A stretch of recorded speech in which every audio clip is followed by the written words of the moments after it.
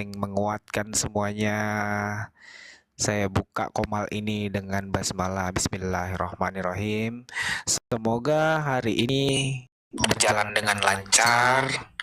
Semoga hari ini berjalan dengan lancar dan sukses selalu buat kita semua yang muslim. Amin ya rabbal alamin. Waktu dan tempat saya persilakan kepada Ustadz kita hari ini, Ustadz Muhammad Usamuddin. Waktu dan tempat dipersilakan. Silakan Ustadz.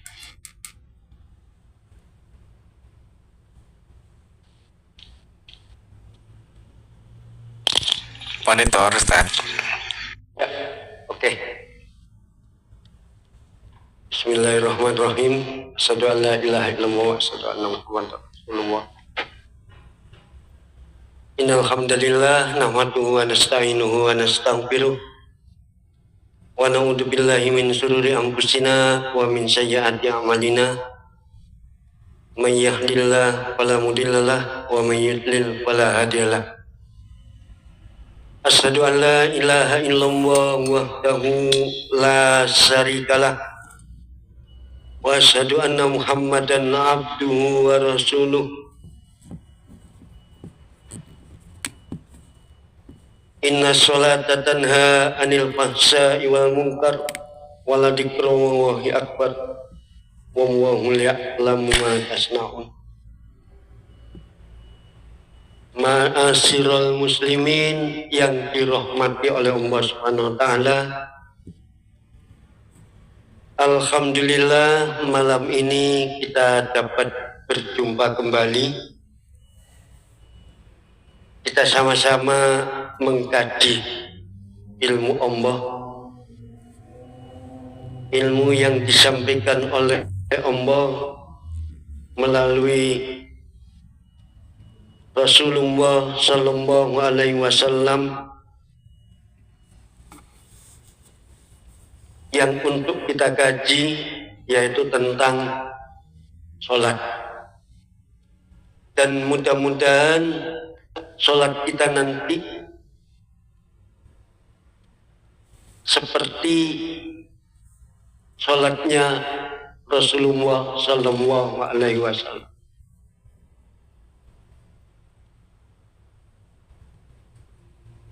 Kenapa kita sama-sama mengkaji tentang sholat? Karena pentingnya sholat, hal pertama yang dihisab oleh Allah Subhanahu wa taala adalah sholat. Sholawat dan salam marilah kita haturkan kepada junjungan kita Nabi besar Muhammad Sallallahu Alaihi Wasallam. Berkat beliaulah kita mendapatkan jalan yang lurus, yaitu jalan yang diridhoi oleh Allah Subhanahu wa taala, yaitu dinul Islam.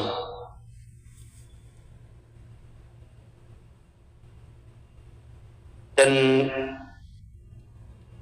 belajar pada malam hari ini tentang sholat, jadi mungkin kita awali, sinyal saya ini.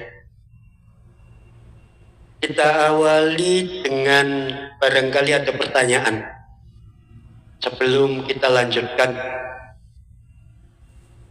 Dari mulai takbiratul ihram sampai salam yang kemarin sudah saya paparkan, barangkali antum semua masih ada yang belum paham. Silahkan bertanya dan mari kita selesaikan sama-sama. Tujuan kita adalah mencari ilmu sama-sama supaya apa? Sholat kita ini persis seperti Rasulullah. Gimana caranya persis? Yaitu dengan hadis-hadis Rasulullah Sallallahu Alaihi Wasallam. Jadi moderator, barangkali ada yang bertanya, silakan diakomodir supaya sebelum kita lanjutkan saya rasa tidak ada doa sebelum sesudah sholat Terus mungkin ada sholat kita yang terlupakan yaitu sujud sahwi dan lain sebagainya. Jadi tentang sholat itu dari mulai takbiratul ihram sampai salam, kira-kira yang belum paham silahkan bertanya. Monggo silakan. Assalamualaikum warahmatullahi wabarakatuh. Izin moderator, saya izin turun ya, itu naikkan abaikan yang penyaji data. Oke, baik. Ya, Assalamualaikum warahmatullahi wabarakatuh. Waalaikumsalam warahmatullahi wabarakatuh. Waalaikumsalam warahmatullahi wabarakatuh.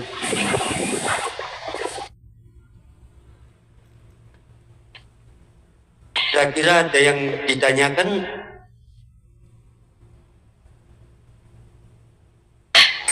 Muncul tenggelam, mohon maaf.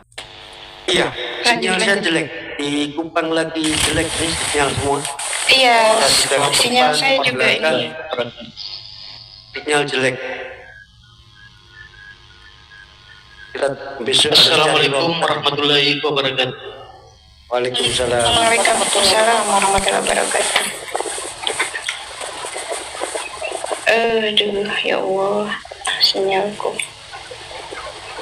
Ada Bams ya di bawah ya? Ada Kak? Ada. Ada yang perlu ditanyakan? Silakan. Iya, Ada Kak? Ada. ya. Izin dulu Abanda, ada Tentang Bambang sholat. di bawah, ada juga Ustaz Hasan. Saya lihat di bawah dulu, nanti kalau ada data yang mau di ini baru saya bisa bantu dari bawah, bisa. Oh, baik. Iya, Assalamualaikum warahmatullahi wabarakatuh. Ustadz Hasan narsum di sebelah deh kayaknya. Oh iya. Assalamualaikum warahmatullahi wabarakatuh. Waalaikumsalam. Waalaikumsalam warahmatullahi wabarakatuh. Kalau begitu berarti betul tadi itu Bang ikan goreng di sini. Allah sudah jelek banget. Yang komal satunya kan Bang Ramli ya, Bang Ramli. Ustadz Hasan ininya narsumnya. Betul.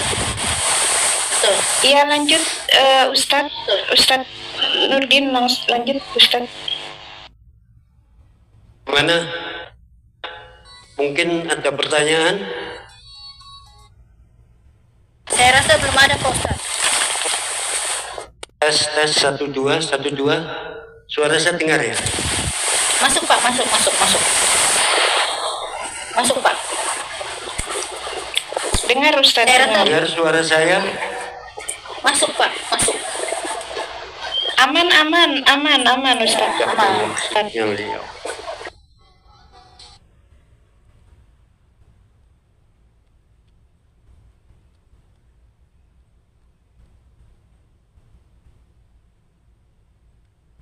Tes.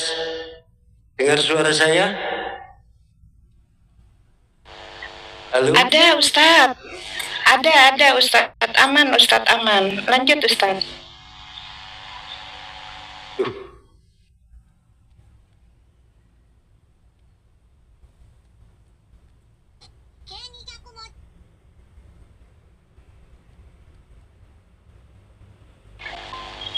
Iya lagi Ada yang dengar suara saya?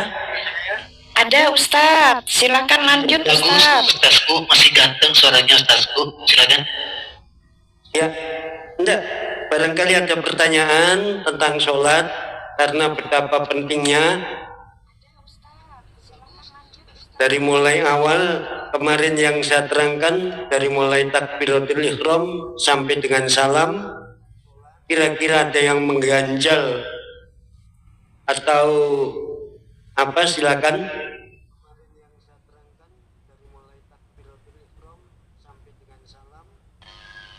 Iya, kalau ada yang mau bertanya kepada teman-teman di bawah, silakan ya. Ada Ustaz kita yang bisa memberikan pemaparan yang baik berdasarkan Al-Quranul Karim. Silakan Ustaz dari bawah. Aduh. Iya. Tanya silakan. Ustadz, ada suara saya nggak? Ustaz dari bawah. Ada host, ada. Ada suara nggak? Ada suara nggak? Jaringanku Ada. jelek banget. Ada. Ada. Oke. Ada. Ustadz mau tanya Ustadz. Ya, silakan. Iya, siap. Untuk sujud sahwi Ustadz, itu dilakukan misalnya kita lupa nih udah berapa rakaat, terus tapi kita teringatnya itu setelah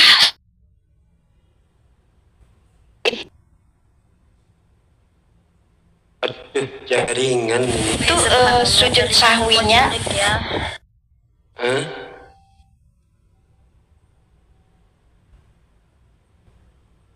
Terus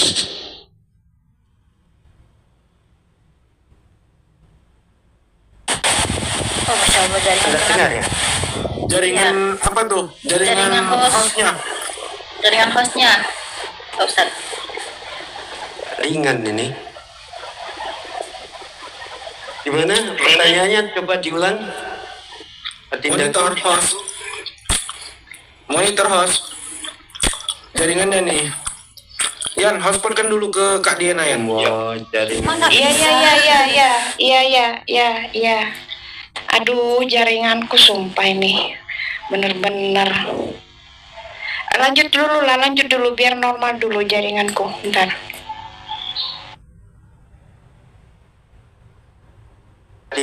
Tentang sujud sahwi. Kalau kita rukun sholat kita kelupaan, itu kita diwajibkan sujud sahwi. Atau kita mengalami was-was, ini rakaat yang pertama atau rakaat yang kedua. Nah, kenapa? Dalilnya yuwaswisu fi sudurinna. Jadi kita tidak boleh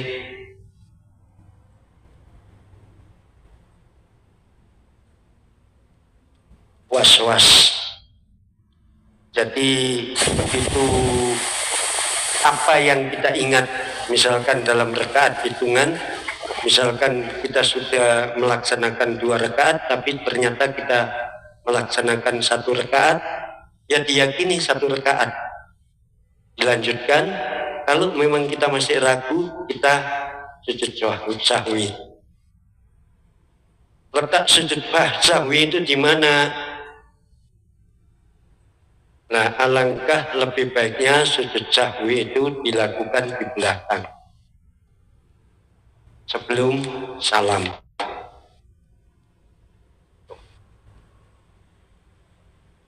Iya, saya boleh bertanya Ustaz. Ya, silakan. Bagaimana supaya khusyuk dalam sholat, Ustaz? Silakan. Pertama, mengapa kita harus khusyuk dalam sholat? Ada dalilnya, as-sholatul mi'rajul mu'minin. Jadi sholat itu adalah mi'rajnya mukmin, orang-orang yang beriman. Gimana caranya kita khusyuk? Pertama, kita harus tahu maknanya, manfaatnya. Kita sholat itu untuk apa? Itu yang perlu kita pahami. Untuk apa kita melaksanakan sholat? Kalau kita sudah tahu maknanya kita sholat, saya yakin salah satu syarat untuk khusyuk. Terus di dalam sholat, dari mulai takbiratul ihram sampai salam, itu kan bahasa Arab. Nah, kita orang Indonesia harus ngerti maknanya. Itu. Jadi kalau ngerti artinya, apa yang kita baca dari mulai takbiratul ihram sampai salam, insya Allah kita akan khusyuk. Itu jawabannya. Terima kasih banyak Ustaz. Kira-kira gimana? Silakan ada yang lain. Saudaraku. Silakan.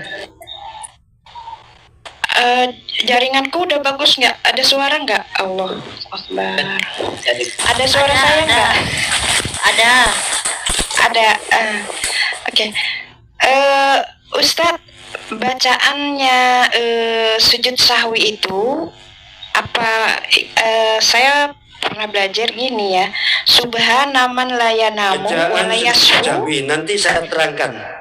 Kita masih di sholat dulu. Oke, Jadi baik. sholat yang normal dulu. Iya. Nanti di Berarti belakang baru saya terangkan. iya. Kan misalnya nih kita sadarnya Jadi, tadi setelah Masih perihal sholat dari takbiratul ihram sampai salam. Iya, baik Ustadz. Saya mau tanyakan tadi, sujud sahwi tadi kan dilakukan di akhir ya Ustadz. Misalnya nih kita sudah tahiyat akhir, tinggal salam, terus kita sujud sahwi. Nah, setelah bangkit dari sujud sahwi, apakah kita membaca tahiyat akhir lagi atau langsung salam Ustadz? Langsung salam. Baik, langsung salam ya Ustadz. Jadi tidak usah Terima kasih. baca tahiyat akhir lagi. Nanti Iya, baik. saya terangkan Terima kasih, secara Ustaz. detailnya tentang sujud sahwi. Sekarang tentang sholat dulu. Jadi sholat yang Iya, baik. benar dulu. Dari mulai takbiratul ihram sampai salam. Ini contoh yang saya sampaikan tentang sujud.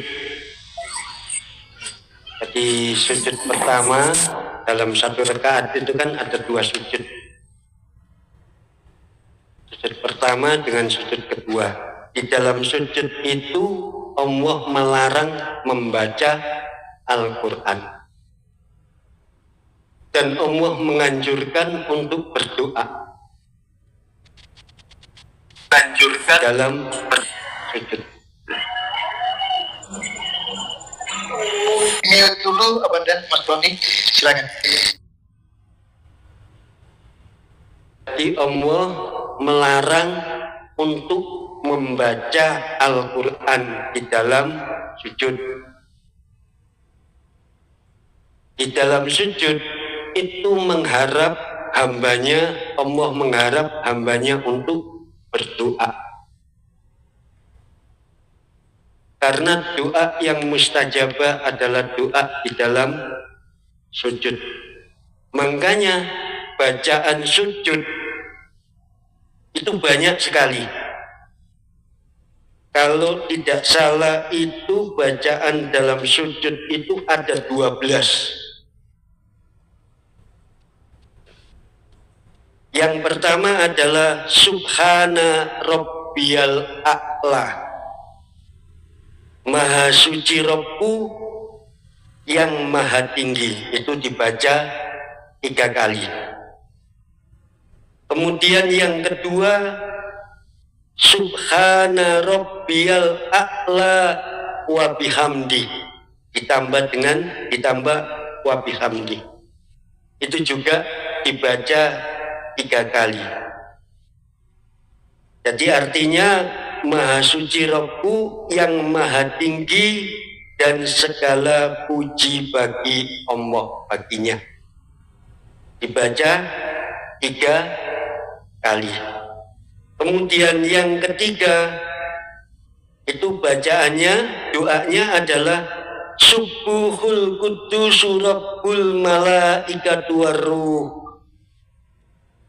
Maha suci dan maha agung Rabb seluruh malaikat dan asmu. Jadi malaikat itu juga di saat kita bersujud kepada Allah, malaikat itu ikut mendoakan. Yang kelima ini panjang. Yang keenam juga panjang. Biasanya di dalam jumhur ulama itu Subhana Rabbiyal A'la wa bihamdi. Terus kita berdoa. Berdoanya harus pakai bahasa Arab. Jadi dari salam, dari takbiratul ihram sampai salam itu harus berbahasa Arab.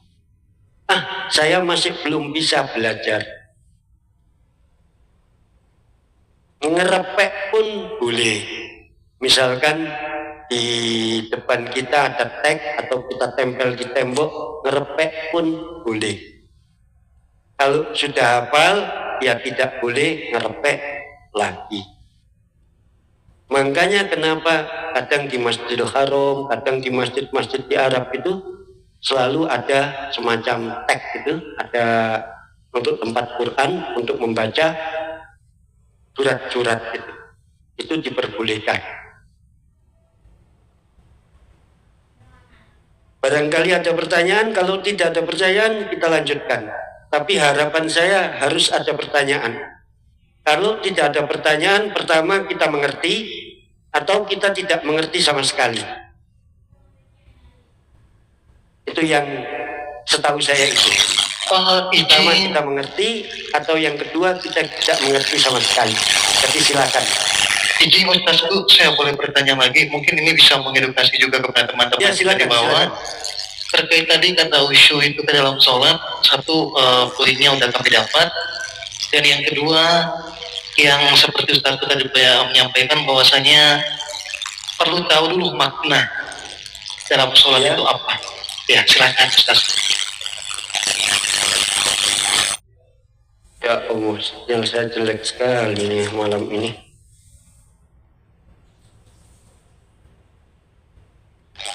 Ya, merah Ustaz.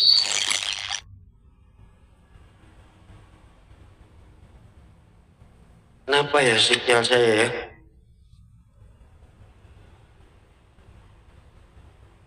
Tapi masih jelas Ustaz, kok tidak potong-potong. Ada kan biasa kalau signal Ya, merah ini contoh ya. Ini contoh untuk mengkhusukkan sholat. Kenapa kok kita harus tahu artinya? Ini contoh kita doa iftitah.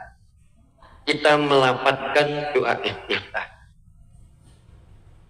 Jadi begitu takbiratul ihram, Allahu Akbar, kita harus tahu artinya. Bahwasanya Allah itu Maha Besar. Kenapa dibilang takbiratul ihram? Karena takbir itu semua dilarang. Kita melirik ke kanan, ke kiri tidak boleh. Kita bercakap-cakap dengan orang tidak boleh. Menegur orang di sebelah tidak boleh. Kita fokus kepada Allah, yaitu Allahu Akbar, Allah Maha Besar. Nah, terus ditambah lagi dengan bacaan doa iftitah. Allahu Akbar, Allah Maha Besar. Kabiro, lagi sempurna kebesarannya. Walhamdulillahi kasiro, segala puji hanya kepunyaan Allah. Kalau kita tahu artinya, kira-kira hati kita di mana? Makanya saya tekankan as-sholatul mi'rajul mu'minin. Sholat kalau betul-betul kita mi'raj. Kita karena orang Indonesia, kita harus belajar artinya. Wong tidak tahu artinya aja mendapatkan pahala, apalagi kita tahu artinya. Kalau kita tahu artinya, kita akan naik kelas. Apa kita punya keinginan kelas 1 terus? Kan tidak mungkin. Kita naik kelas 2, kelas 3, kelas 4, dan seterusnya.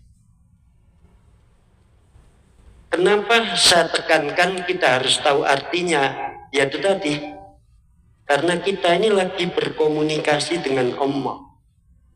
Apa yang kita sampaikan kepada Allah kita harus tahu.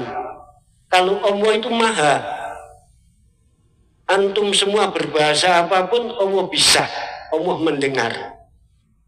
Tapi kita sendiri, karena bahasanya Arab, maka kita harus tahu artinya. Tujuannya apa? Supaya sholat kita khusyuk. Dan apa yang kita mau supaya kita tahu. Meskipun kita hanya membaca bahasa Arab saja, itu sudah berpahala. Kalau sholatnya itu berjamaah, itu 27 derajat. Kalau sendiri ya 1 derajat. Nah, 1 derajat itu wallahu alam bisawab, ganjarannya itu berapa. Andai kata pahala itu dikasih tahu oleh Allah di depan mata kita, itu mungkin sok di masjid akan penuh. Jadi itu caranya untuk supaya kita sholatnya khusyuk. Iya, terima kasih Ustazku. Mungkin satu masih boleh ya Ustaz ya. Ini yang terakhir. Silakan. Terkait teman-teman juga belum ada yang mau bertanya mungkin ya.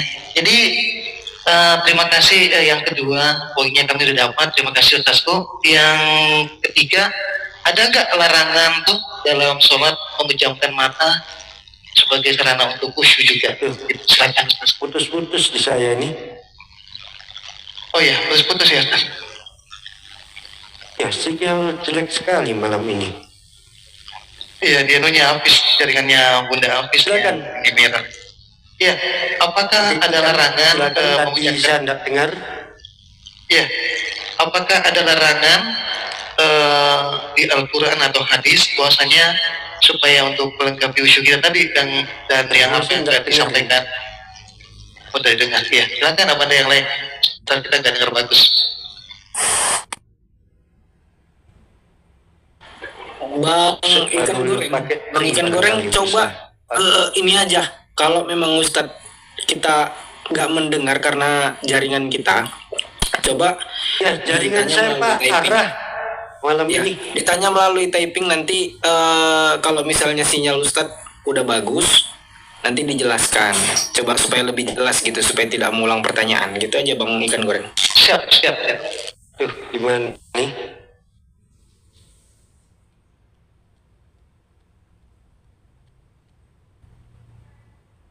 Jaringan saya jelek sekali nih.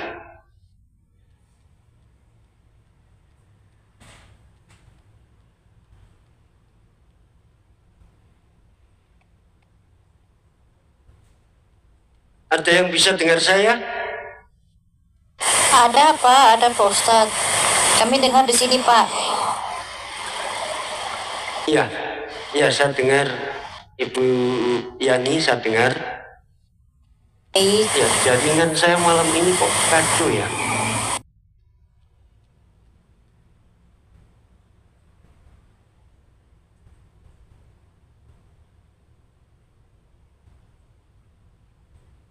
Kira-kira ada pertanyaan?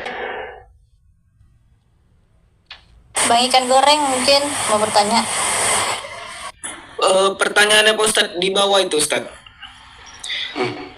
Pertanyaan terakhir Ustadzku, apakah ada larangan dalam sholat memejamkan mata sehingga berusaha apa nih? Belum ada. Membuang bayang-bayangan. Oh, membuang bayang-bayangan duniawi. Jadi Nah, gini, ini juga salah satu pertanyaan saya juga ini belum sampai sekarang belum. ya, untuk memejamkan mata itu berbagai mazhab ya. Itu kalau Hanafi itu boleh. Kalau mazhab Maliki memejamkan mata itu boleh. Kalau mazhab Imam Syafi'i itu tidak boleh. Jadi kenapa kok mazhab Imam Syafi'i tidak boleh? Karena supaya betul-betul sholat itu kita sadar. Makanya mata kita itu selalu harus ada di tempat sujud. Mata kita tidak boleh melihat ke kanan dan ke kiri dan lain sebagainya. Kecuali kita tahiyat. Nah, itu mata kita melihat di telunjuk kita.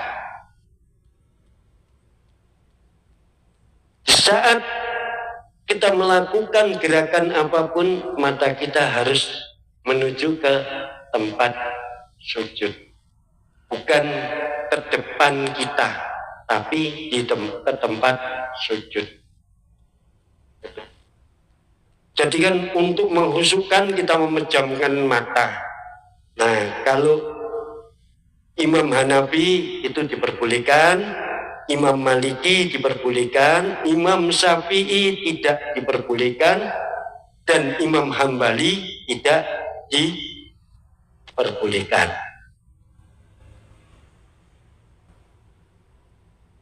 Izin Ustadz tuh artinya ketiga pendapat itu tidak menghukumi gitu ya Ustadz tuh. Ya. Siap, terima kasih. Jadi alasannya Imam Syafi'i adalah kita sholat itu kita harus berkesadaran penuh. Jadi kita tidak boleh memejamkan mata. Nah itu ada Bang Surya, saya pernah sholat, saat sholat pernah meneteskan air mata, itu bagus. Itu kalau perlu dipertahankan sampai salam. Biasanya itu kita tidak tahu artinya, tapi hati kita ini yang tahu. Gitu. Nah itu tolong dipertahankan sampai salam. Itulah yang namanya as-sholatul mi'rajul mu'minin. Nah nanti akan keluar dengan sendirinya ilmu kemakrifatan kita. Jadi makrifat itu tidak perlu dicari. Sebenarnya makrifat itu dalam sholat. Kalau sholat kita benar-benar apa yang dikatakan oleh Rasulullah kita kerjakan, insya Allah ilmu makrifat itu akan keluar dengan sendirinya. Buktinya tandanya adalah begitu kita salam hati kita ini lega. Di saat takbir itu hati kita bergetar. Itu tandanya kita khusyuk. Nah begitu Allahu Akbar hati kita bergetar, tolong itu lanjutkan sampai dengan salam. Itulah yang namanya khusyuk dalam sholat. Nah seperti yang saya katakan kemarin, begitu kita selesai sholat, apa yang kita baca, apa yang kita ucapkan, kita praktekkan di dalam kehidupan sehari-hari. Itu yang dimaksud dengan muttaqin. Kenapa? Karena Allah menilai hambanya adalah muttaqin, takwanya, bukan kayanya, bukan miskinnya, bukan gantengnya, bukan cantiknya, bukan warna kulitnya, bukan dan lain sebagainya, itu bukan. Tapi Allah menilai hambanya itu dari ketakwaannya kepada Allah Subhanahu wa Ta'ala. Apakah Islam rasis? Pertanyaannya tidak. Itulah ilmu dalam sholat. Kira-kira ada pertanyaan tentang sholat dulu. Jangan kemana-mana. Saya takutnya nanti kita menghadap ke Allah kita salah.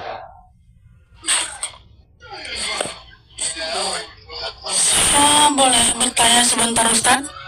Silakan. Gimana hukumnya ketika kita sholat pas kita ruku tanpa membaca doa ruku itu gimana Ustaz? Kesannya kan sholat yang buru-buru gitu. Ruku itu Ya, kita salah tinggalkan satu bacaan rukun sholat. ketika ruku itu gimana? Ruku atau sujud kita tinggalkan bacaannya. Ruku atau sujud kalau kita tinggalkan bacaannya, Ya, gimana hukumnya otomatis Ustaz? kita harus melaksanakan sujud sahwi. Karena apa? Itu di dalam rukun sholat. Kadang Makanya kan ya ada minta juga yang maaf. buru-buru gitu Ustaz ya. Ya, nah itulah. Sholat itu tidak ada kata-kata yang terburu-buru. Makanya kalau kita tergesa-gesa, Allah sudah meringankan. Ada bacaan yang pendek. Pakai bacaan yang pendek itu. Itu adinda. Ini contohnya dalam sujud. Kalau kita baca yang panjang, itu kan ada. Ya karena kita tergesa-gesa, bacalah yang pendek. Kan gitu. Subhana rabbiyal a'la. 3 kali selesai. Itu di saat kita sujud. Jadi dipendekin bacaannya. Kualitasnya tetap. Nah takutnya kan kita tidak naik kelas. Itu loh. Takut kita ini kita tidak naik kelas. Kenapa sholat kita hanya untuk menggugurkan kewajiban saja? Akhirnya apa? Sholat kita tidak ngefek. Ngefek kemana? Ke dalam kehidupan sehari-hari kita.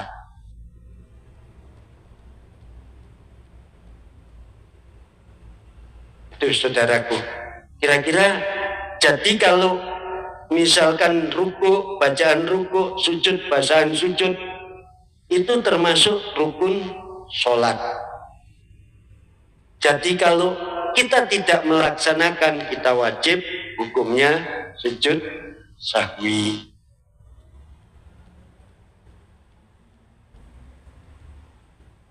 Kira-kira sudah dipahami, saudariku? Insya Allah Ustaz udah paham. Terima kasih atas penjelasannya. Alhamdulillah. Ada lagi? Silahkan bertanya sepuas mungkin. Kenapa? Karena itu sarana kita berhubungan langsung kepada Allah. Sarana kita berkomunikasi langsung kepada Allah. Silakan. Saya mau tanya Pak Ustadz, apabila kita ini kan seorang wanita kan lagi sedang, kita ini nggak tahu kan Pak Ustadz, kalau misalkan kita ini lagi haid, terus tiba-tiba kita ini mau sholat gitu Pak Ustadz, itu hukumnya bagaimana Pak Ustadz? Jadi gini, kalau haid itu jelas tidak dihukumi sholat. Ada dispensasi terhadap kaum hawa. Itu. Jadi Allah itu sudah maha. Makanya kadang itu kalau kita sholat kita tidak sempurna. Kenapa ada sholat-sholat yang lain seperti qobliyah, ba'diyah, itu untuk menyempurnakan sholat kita. Itu belum kita bahas tentang sholat qobliyah dan ba'diyah, itu belum kita bahas. Nanti berikutnya baru kita bahas. Saya kepingin malam ini tentang sholat, dari mulai takbir sampai salam. Saya kepingin malam ini kita tuntaskan. Itu tadi ada Ratih bertanya, setelah membaca Al-Fatihah itu apa boleh baca ayat kursi atau surat pendek? Silahkan. Mending kita baca surat pendek yang tahu artinya daripada surat panjang yang kita tidak tahu artinya. Gimana caranya supaya tahu? Ya kita belajar. Makanya tolabul ilmi faridotun ala kulli muslimin wal muslimatin. Jadi mencari ilmu itu diwajibkan kepada orang-orang mukmin laki-laki maupun perempuan. Supaya apa? Sholatnya orang berilmu dengan sholatnya orang yang tidak berilmu, derajatnya akan berbeda di sisi Allah Subhanahu wa ta'ala.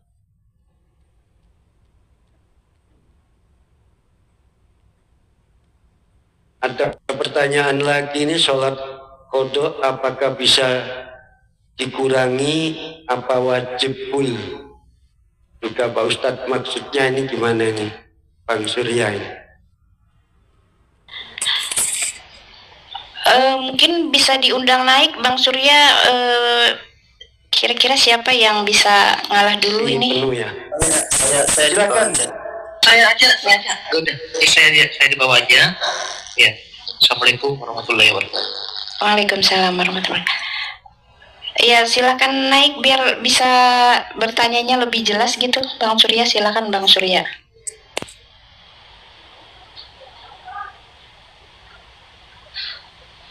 Umpama 4 rakaat menjadi 2 rakaat itu kan, ada yang sholat jamak, ada yang sholat qashar, kan gitu. Jadi kalau kita mengqadha, apakah kita jamak dan qashar? Kan gitu jawab pertanyaannya. Mungkin itu barangkali. Jadi kalau mengqadha dalam sholat itu tetap rakaatnya tetap. Kenapa? Karena kita mengqadha sholat. Kecuali kita musafir, nah sholat dalam perjalanan itu kita menggunakan jamak dan qashar. Itu insya Allah besok kita bahas tuntas. Jadi minta maaf, pertemuan kita mungkin 5 kali ya. Ini pertemuan yang ketiga. Jadi tolong tentang sholat ini dari takbir sampai salam. Kenapa? Karena ya minta maaf, kita ini takut. Sholat kita ini apakah benar atau salah. Jadi mari kita bedah sama-sama. Supaya apa? Sholat kita seperti sholatnya Rasulullah Sallallahu Alaihi Wasallam. Insya Allah kalau tidak malam ini, besok pagi saya upload di grup. Kenapa? Saya khawatir. Karena sholat ini penting sehingga besok saya upload di grup semuanya, dalil-dalilnya, hadis-hadisnya, dan tolong besok ditanyakan kembali kalau tidak mengerti. Oh, ternyata saya membaca doa iftitah ini Allahumma ba'id baini. Itu dalilnya dari mana? Hadisnya dari mana? Oh, saya membaca doa iftitah ini inni wajjahtu wajhiya lillazi fataras samawati. Itu dalilnya dari mana? Hadisnya dari mana? Terus saya membaca misalkan ruku itu subhana rabbiyal a'la, itu dalilnya dari mana? Kalau kita membaca subhana rabbiyal a'la wa bihamdi, itu dalilnya dari mana? Insya Allah besok saya upload di grup, tolong dipelajari, dan kalau tidak mengerti tolong ditanyakan. Kenapa? Karena ini penting bagi kita. Percuma kita berpakaian mewah, percuma kita pakai gelang yang panjang banyak, percuma kita pakai mobil yang mengkilat, tapi sholat kita tidak sesuai dengan sholat yang dicontohkan oleh Rasulullah Muhammad Sallallahu Alaihi Wasallam. Kenapa? Karena hal pertama yang dihisab oleh Allah adalah sholat. Jadi besok insya Allah paling lambat pagi saya akan upload di grup tentang sholat dan dalil-dalilnya, tolong dipelajari. Dan kalau tidak mengerti, tolong ditanyakan. Kenapa? Karena dari kemarin hingga sekarang, pertanyaan tentang sholat hanya sebatas ini. Saya khawatir, bukan saya menganggap antum semua tidak bisa, tidak. Saya khawatir kita semua ini tidak mengerti gitu loh. Itu. Kenapa? Karena betapa pentingnya tentang sholat ini. Itu saudaraku. Ya silakan. Boleh nanya Pak Ustaz? Ini Bang Surya gimana tadi pertanyaannya? Iya, apa? Ini nanya lagi Pak Ustaz, satu lagi. Dulu kan saya pernah di pesantren, pernah di madrasah tuh Pak. Saat takbiratul, saat kita mengucapkan niat Allahu Akbar, kan kita mau sholat nih, usolli fardul maghribi salah sarawati mustaqilah kiblati adan pamuman fardulillahi ta'ala. Nah, saat takbiratul ihram itu kita harus pakai bahasa Indonesia. Dulu saya diajarkan seperti itu Pak Ustaz. niat dalam hati. Itu gimana Pak Ustadz? Jadi gini, yang namanya niat itu adalah dalam hati. Tapi takbir tetap diucapkan. Jadi yang namanya sholat, salam, takbir sampai salam itu semua diucapkan. Diucapkan Pakai dengan bahasa apa? Indonesia. Sir dan jahar. Jadi Umpamanya gini, mulut Pak kita Ustadz. ini kamat-kamit. Gini Pak Ustadz, kan usolli fardol maghribi salah rakaat mustahbilal berarti pas kita mengucapkan Allahu Akbar, ya Allah, niat saya sholat menghadap kiblat. Jaringan saya nih, Ya Allah, niat saya itu sholat pakai bahasa menghadap Indonesia masih bisa. pas takbir itu Pak, diharuskan seperti itu. Emang harus seperti itu apa tidak Pak? Jadi gini, itu mazhab Imam Syafi'i. Mazhab Imam Syafi'i itu di saat takbir. Ya, dalam hati ya Jadi Pak ya. Allah itu niat. Allahu Akbar. Makanya rata-rata kalau saudara kita bermadzhabkan Imam Syafi'i, itu pasti takbirnya akan panjang. Kenapa? Karena niat dipasang di situ. Dalam hati ya Pak. Tapi pada dasarnya begitu Allahu Akbar, terjadilah hukum sholat di situ. Semua akan haram. Maksudnya haram adalah mata kita tidak boleh celinguan kiri kanan, tangan kita gerakannya dibatasi hanya sebatas gerakan sholat saja, hati kita hanya diuntukkan kepada Allah. Itu maksudnya haram. Jadi inti sholat adalah di saat takbir itu, Abang Gus Surya, sampai dengan salam. Begitu salam maka dihalalkan segala aktivitas atau bercakap atau kita senyum atau apa dengan tetangga samping kita dan lain sebagainya. Kira-kira sudah dipahami Bang Surya? Sudah Pak. Terima kasih Pak Ustadz. Ya. Barangkali ada yang lain. Ini minta maaf kesalahan saya. Sebenarnya saya itu harus kemarin saya upload supaya malam ini jadikan pertanyaan. Gitu. Ini contoh, mungkin antum, Ustaz, ada yang di saat tahiyat itu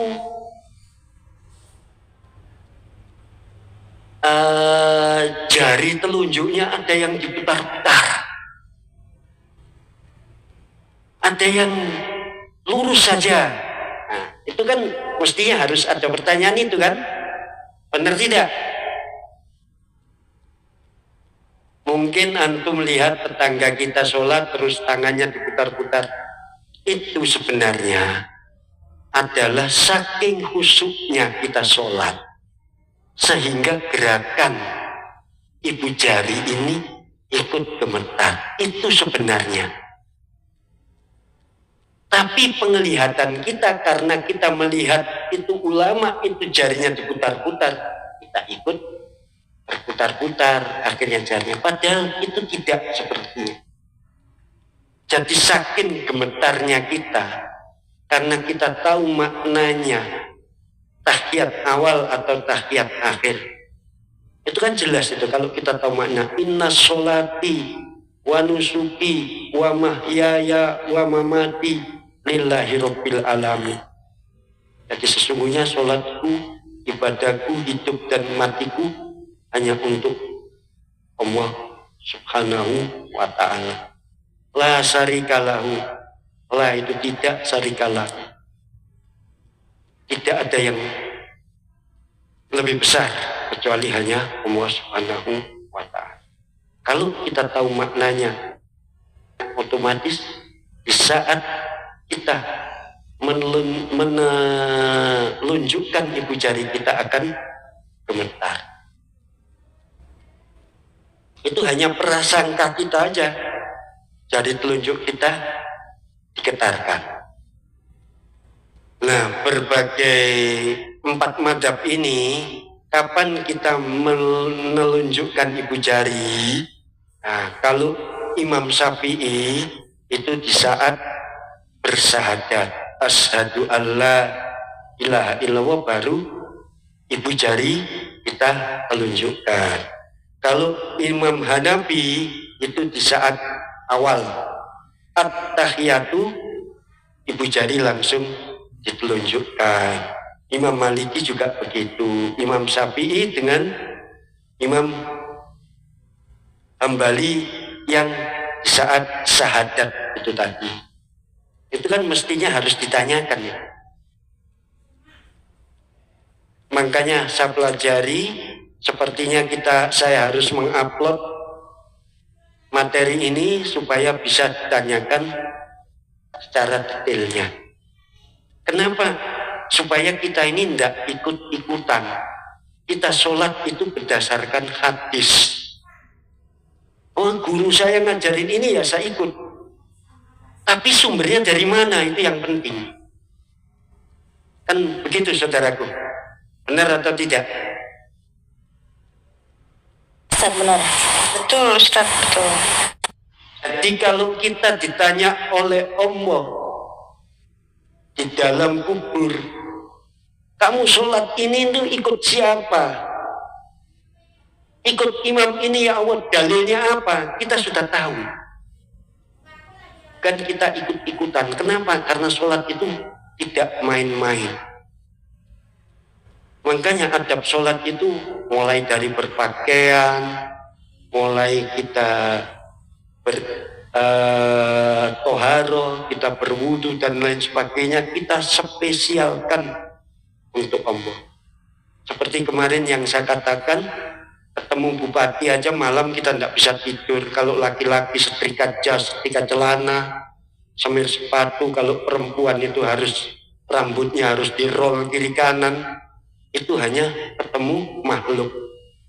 Ini ketemu Sang Pencipta yang menguasai langit dan bumi. Kira-kira adabnya kita gimana? Nah, kalau itu semua kita bisa laksanakan, insya Allah sholat kita akan khusyuk. Jadi sholat itu harus dipersiapkan. Itu yang penting. Jadi kok pas waktu sholat. Tidak. Lebih baik kita menunggu waktu sholat daripada kita pas adzan baru datang. Kenapa? Kalau di masjid itu ada sholat tahiyatul masjid, mungkin ada sholat taubat, kan itu, ada sholat qobliyah dan lain sebagainya. Jadi benar-benar, kenapa? Allah tidak meminta, itu demi kita sendiri. Katanya kita menjadi umat Rasulullah Shallallahu Alaihi Wasallam. Supaya apa? Kita nanti di padang mahsyar mendapat syafaat Rasulullah Shallallahu Alaihi Wasallam. Ingat saudaraku, ada doa yang belum dikabulkan oleh Allah, yaitu doa syafaat. Untuk siapa? Yaitu hambanya Rasulullah, umatnya Rasulullah. Seperti cerita yang saya ceritakan yang lalu-lalu, bahwa saya Rasulullah itu rindu kepada umatnya. Siapa umatnya? Yaitu kita ini yang mengikuti Rasulullah dan kita hidup tidak sezaman Rasulullah. Itulah umat Rasulullah yang dirindukan. Mudah-mudahan kita mendapatkan syafaat dari Rasulullah Shallallahu Alaihi Wasallam. Kira-kira ada pertanyaan lagi? Karena terus terang saja ini saya khawatir sekali. Saya ingin tanya Ustadz. Silakan. Oke. Begini Ustadz ya, ketika kita punya anak kecil nih Ustadz, terus kita kan sholat, pas saat sujud itu kadang anak-anak kecil ini naik di punggung kita gitu Ustadz. Ketika kita ingin bangkit kan bingung nih Ustadz, sementara kan tidak boleh melakukan gerakan lain selain gerakan sholat. Nah itu apakah boleh itu dalam kondisi yang seperti itu Ustadz, kita ambil anak itu misalnya dengan kita pegang badannya dengan tangan kita, baru kita sisihkan, terus baru kita bangkit dari sujud. Apakah itu boleh Ustadz? Atau bagaimana solusinya? Boleh. Bahkan Rasulullah, cucu Rasulullah yang disayangi Hasan dan Husain, itu sering Rasulullah di saat sholat, beliau bergelantungan di punggungnya Rasulullah. Rasulullah pegang dulu, Rasulullah dudukkan dengan baik, dan kita tetap melaksanakan. Itu Rasulullah sudah mencontohkan. Nanti insya Allah saya akan kirim itu PDF-nya ini, sifat sholat Nabi menurut sunnah dan sahih karangan Muhammad Nasruddin Al-Albani. Itu semua hadis-hadis ada di situ. Jadi nanti materi sholat saya kirim dengan PDF-nya sifat sholat Nabi itu nanti saya kirim di grup. Jadi itu ada hadis-hadis lengkap. Jadi betul-betul kita ini tahu, kita tidak ngarang-ngarang, kita melaksanakan sholat. Ya cukup kita baca, kita tahu. Kita bukan ahli hadis yang harus hafal, tapi pada dasarnya kita tahu. Oh ternyata dalilnya ini, kita sudah pernah baca. Itu. Jadi boleh. Boleh berarti ya Ustadz ya? Boleh. Karena darurat ya itu. Ya. Iya, tapi baik. Derajat sholat kita terganggu. Tetap sah. Tapi derajat sholat kita terganggu. Iya, baik Ustadz. Ada satu lagi nih Ustadz. Saya pernah dengar nih ya, mungkin kita ketika ada hal yang mengganggu pikiran kita atau ada musibah atau apa dalam kehidupan kita, terus kita meminta kepada Allah gitu ya Ustadz, di sujud terakhir ini pernah saya dengar ada yang membolehkan